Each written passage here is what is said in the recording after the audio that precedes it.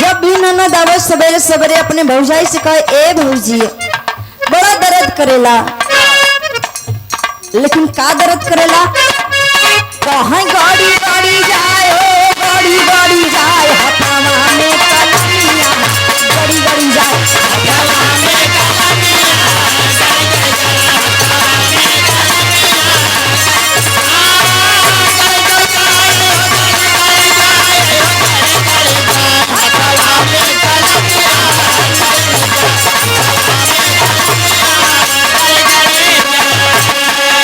और जब दर्द करे तो जाए कहाँ? अरे दर्द आके महरे कतरिया में बही,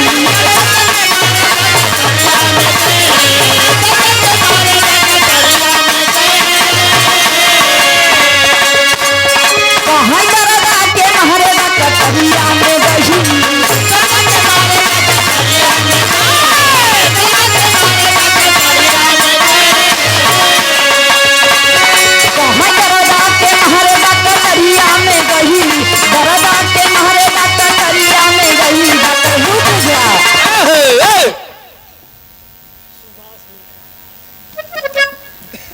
और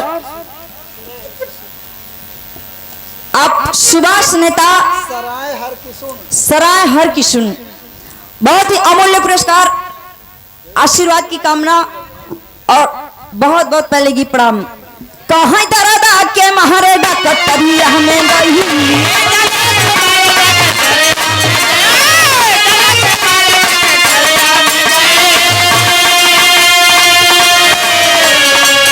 अरे दर्द आके महरे कतरिया में गई, दर्द आके महरे कतरिया में गई। डॉक्टर से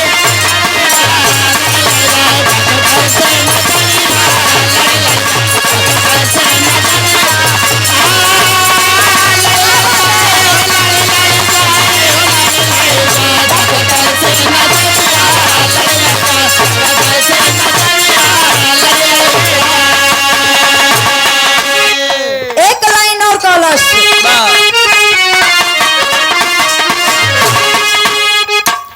अरे दर्द आके महरे मोसड़किया पर गई,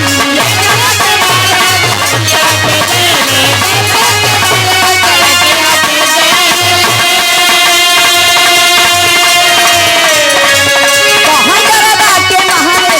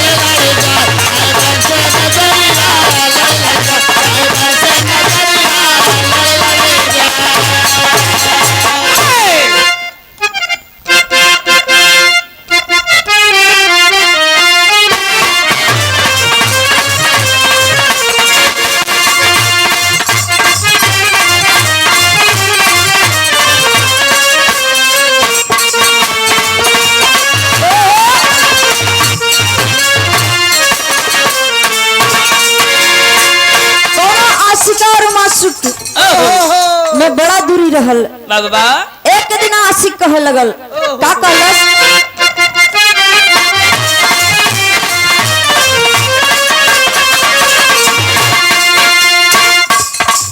अरे हमारा बुलेटवा पे कहियो बैठ के साटल देखी, हमारा बुलेटवा पे कहियो बैठ के, हमारा बुलेटवा पे कहियो बैठ के, हमारा बुलेटवा पे कहियो बैठ